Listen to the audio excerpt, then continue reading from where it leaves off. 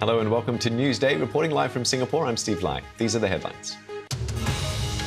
The adult film star Stormy Daniels gives evidence in Donald Trump's hush money trial in New York. Israel says it has taken the Gaza side of the Rafah crossing as truce talks continue in Egypt. Long delays at airports in the UK due to an outage affecting passport e-gates at the border.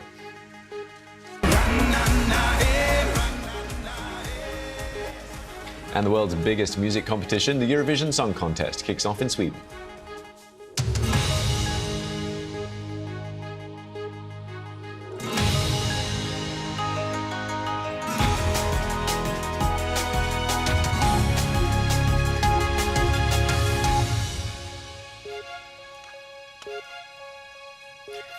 Hello and welcome to Newsday. It's 7 a.m. here in Singapore and 7 p.m. in New York, where former U.S. President Donald Trump sat through lurid claims in court during his trial over an alleged hush money payment to the adult film star Stormy Daniels.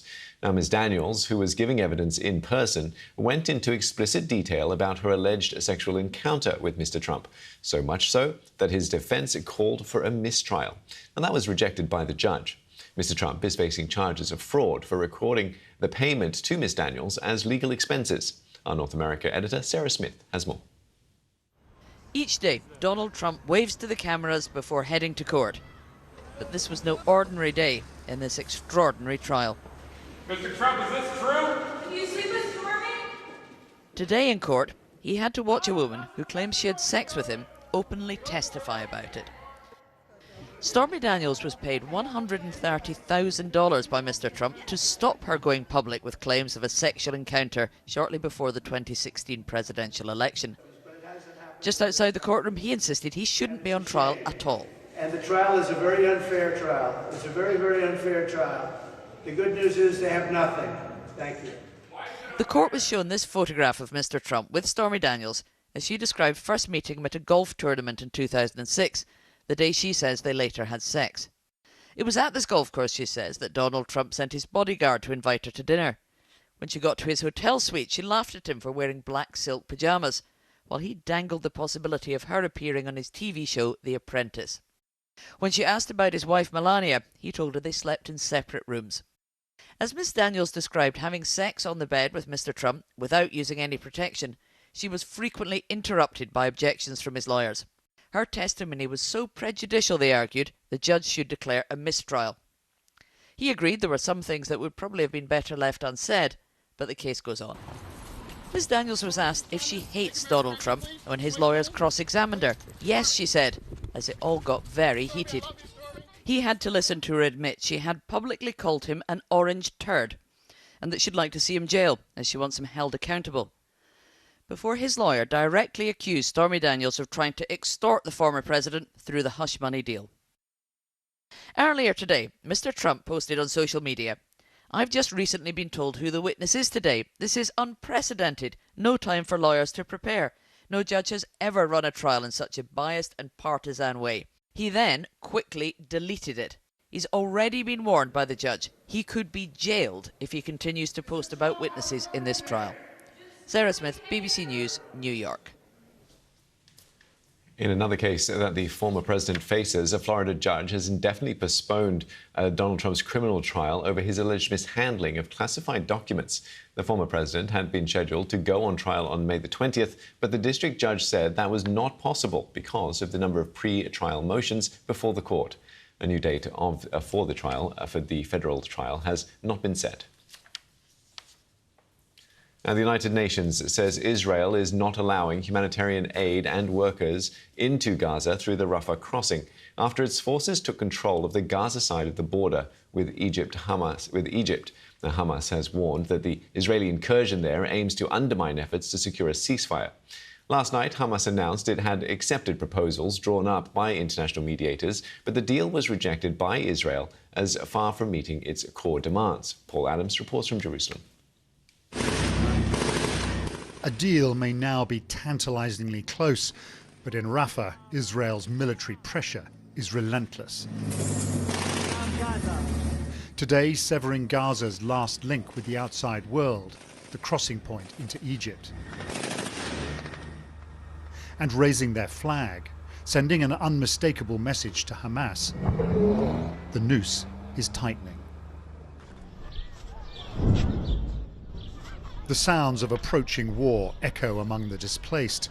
Hundreds of thousands of Palestinians living in the sand against the Egyptian border or next to the sea. I don't know where to stay, Ahmed says.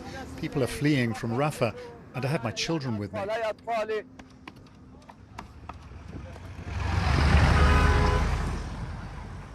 Gazans have been on the move since yesterday morning, heeding Israel's latest warnings, not knowing if the coming days will bring relief or despair.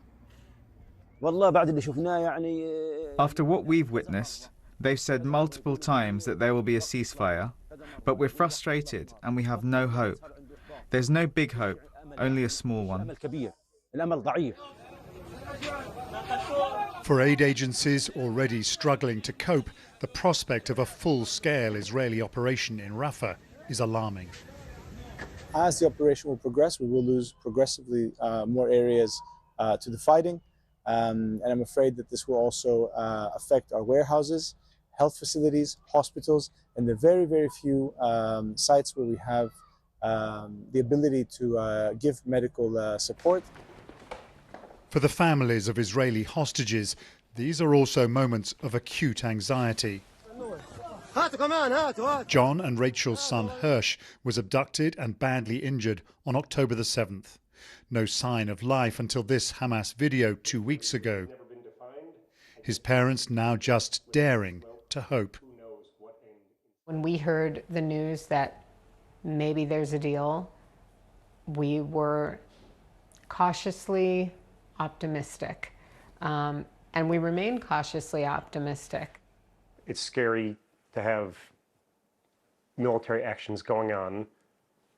They're innocent civilians, including our son. We just need this to come to an end, and we need the mediators on all sides and the two main parties to just sit in the room and hammer this out and don't come out of the room without a deal. Away from the quiet dignity of the hostage families, friends and supporters are determined to make as much noise as possible, demanding the government do more to rescue Hirsch and all the others. These Israelis protesting in the heart of Jerusalem tonight feel that a deal to end this terrible war has never been closer. And so as they protest close to the Prime Minister's official residence, their demands are becoming more and more urgent. Israel's defense minister says the Rafah operation won't stop until Hamas is eliminated or the hostages start to return. Talks are continuing, a successful outcome still far from guaranteed. And with me in studio for more on this is Jean-Louis Saman, Senior Research Fellow at the National University of Singapore's Middle East Institute. Jean-Louis, great to have you with me in here again. A lot has happened in the last 24 hours, and now Israel is sending a delegation to Cairo for further talks, all the time while more military action is happening in Rafah. Do you think a ceasefire or some kind of negotiated deal is achievable? Well, I think on this topic, the cautious optimism is the right expression. Clearly, I think we see some elements that tend to say that both sides, Hamas and Israel, are still considering a ceasefire. At the same time, there is a lot of tension regarding the latest revised proposal that the Israeli government didn't accept. There's a lot of uncertainty on the condition of the hostages, which could actually lead Israel to consider the proposal is just irrelevant. So a lot could happen, but I don't think that we reached the point where a ceasefire is no longer relevant. And what about Israel's actions at the Rafah border, then the Egypt-Rafah border, where they now have control of the Gaza side of it? Is that going to have any sort of impact on the talks that are ongoing? Clearly, I think it's actually a continuation of the negotiations by other means. I think the Israeli government is putting pressure, like it did in the past, on Hamas, and telling the Hamas leadership, if you do not accept our demands, we will go ahead with the operation. Having said that, the Israelis as well as the Americans have been very clear that what we've seen over the last days is not a full-scale operation. We didn't see a ground invasion of Rafah, but clearly what we saw is a lot of airstrikes, a lot of special forces entering Rafah. So this could be the beginning of a full-scale operation. So what I think will happen is if we see the collapse of the hostage negotiations, probably the offensive on Rafah will happen. A lot of military activity seems to be focused on there at the moment, not so much in the rest of the Gaza Strip. Do you get a sense that Israel feels like it might be approaching its endgame here? Yes, I mean, if we remove the Rafah issue from the whole picture, most of the operations inside Gaza have been decreasing clearly over the last months. The Israeli forces on the ground have been reduced. We're talking about just 2 brigades. So this is, in the worst case scenario, this is going to be the last chapter of the military operation. This could be a devastating chapter, definitely at the humanitarian level, but clearly we're not at the same point as we were like 6 months ago when the operation was just starting and the Israeli officials were talking about weeks and months of operation. Now, I think this is, no matter what happens, going to be the final chapter. All right, Jean-Louis, we have to leave it there. Thanks so much for coming in and speaking with me today. Jean-Louis Saman, Senior Research Fellow at the Middle East Institute at the National University of Singapore. Now let's turn our attention to the UK, where airports across it are suffering a nationwide failure of passport e-gate systems. Now, passengers have been reporting long queues to get to passport control at airports, including Manchester, Stansted and Heathrow. The Home Office said it was working to resolve the issue. Now we can speak now to Laura Howes, who is stuck in a queue at Stansted Airport in London. She has arrived about an hour ago from Fuerteventura. Tell us then, get us up to speed with the situation where you are at the moment. We know you're coming back into the UK and you're having trouble. Yes, I am. And actually, in the last 5 minutes, people actually broke through the barrier just here on my left to get through to passport control faster. They were then turned away again. But hundreds of people are inside this room right now. It's pretty wall to wall. There's not a huge amount of floor left, yet there are still more flights arriving. So it's just getting busier and busier, and we don't have any answers or any additional information as far as I'm aware of yet. Laura, it seems like frustration is growing amongst the passengers there, and the lack of information must be playing a part in that. Has no one been able to tell you, how long you're going to be or what they're going to be doing to help the situation? Sorry, we've just seen you knocked your camera over, unfortunately. But we've still got you. No, that's okay. Yeah, somebody else knocks it over. Actually, it's so chaotic in here. Everybody's not really looking where they're going. People are just busy focusing on getting to the front. But the problem is nobody knows where they need to go. Nobody knows why there are so many delays. We know there's a nationwide issue, but we don't know what's causing it. We don't know how quickly it's going to be resolved. So people have realised they've missed the last Stansted Express home. People don't know when they're going to get to leave the airport, when they'll get to go to work, when they'll get to take their children home. So it's quite chaotic and quite distressing for a lot of people. And Laura, are the airport services staff able to sort of alleviate any of the frustrations? Are they handing out water? Are they trying to take care of the people stuck in queues? I've seen people handing out water to members of staff at the airport, but I haven't seen any passengers being handed water or being offered water yet. Children are being prioritised, but I would say that it's being more encouraged actually by the people in the queue rather than airport staff themselves. You can see people taking great sympathy on parents with babies in their arms fast asleep. So people are getting through the queue slightly faster if they have children, but there's no guarantee that when they do get to the front of the queue that they'll be going anywhere. And Laura, just quickly, I'm not sure if you'll be able to answer this, but are flights still arriving into Stansted where you are? Presumably, if there's a bottleneck forming, it's only going to get worse as more flights arrive. Yeah.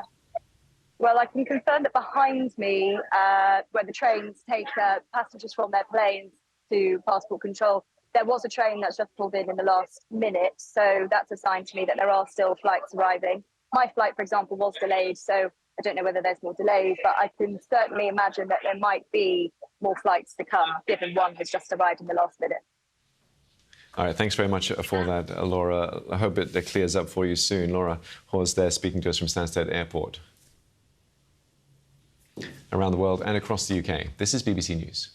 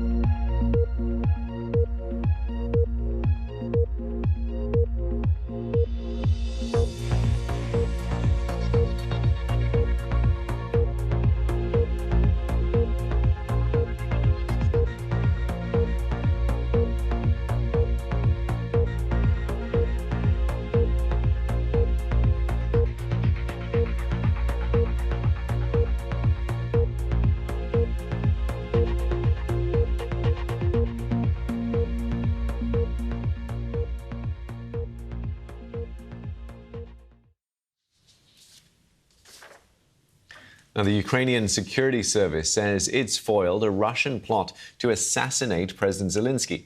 2 colonels have been detained, suspected of passing on secret information to Russia's security agency, the FSB.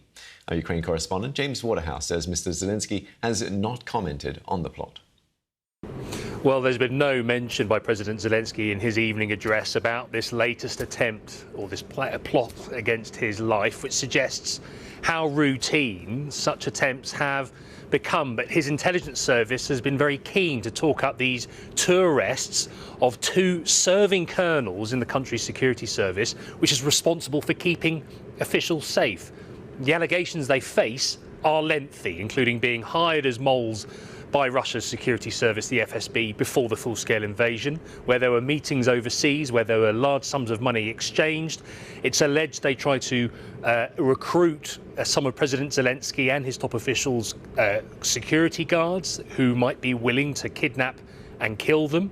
It's alleged that they brought several weapons to Kiev to carry out an attack, including anti-personnel mines, drones, explosives, and at the very least this looks like quite the infiltration into President Zelensky's inner circle. But what the security service here are saying is that they've monitored it throughout and they got ahead of it. But this is a wartime leader, we must remind ourselves, who is willing to travel around the country and who faces very real risks on a daily basis. I don't think he'll be put off by this latest attempt, but it just shows the attempts that Russia allegedly is willing to carry out alongside what it's trying to do on the battlefield. Meanwhile, Vladimir Putin attended a familiar ceremony today as he was sworn in for the 5th time as Russia's president. Mr. Putin has been in power since the turn of the century and is now beginning an unprecedented new 6-year term after winning 88% of the vote. At a lavish ceremony in the Kremlin, he was unapologetic about invading Ukraine, although he conceded that Russia was going through a difficult period. Our Russia editor, Steve Rosenberg, was there. In Russia, times change. Vladimir Vladimirovich Putin. But the leader stays the same.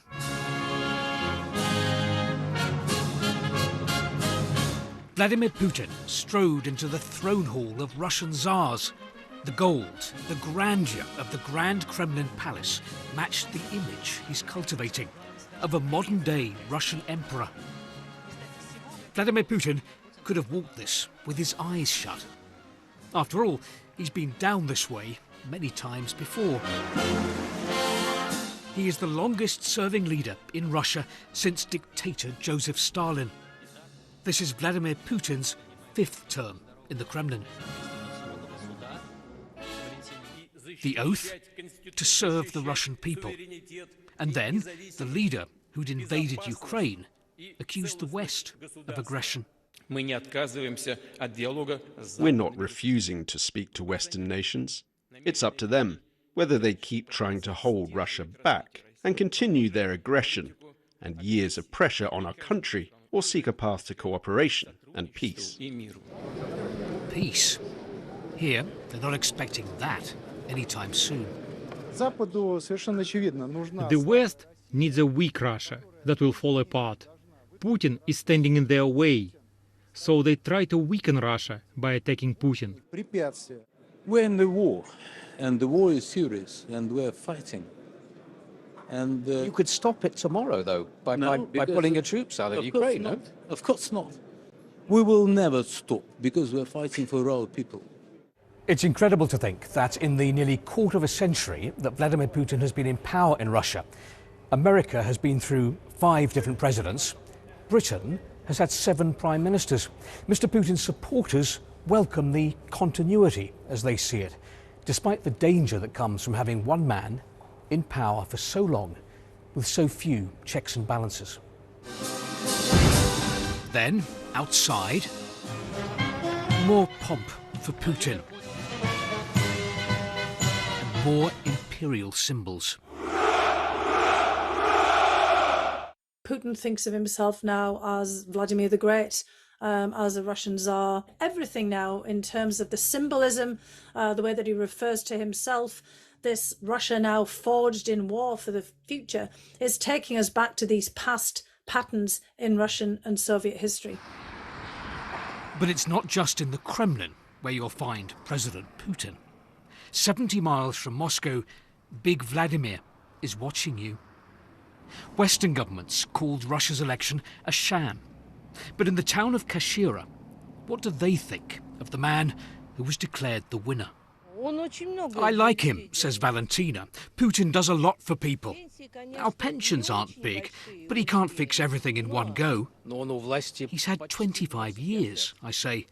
But we don't know who'd come next, she says. Perhaps that's because potential rivals are in exile or in jail, leaving one man running Russia. Steve Rosenberg, BBC News, Moscow.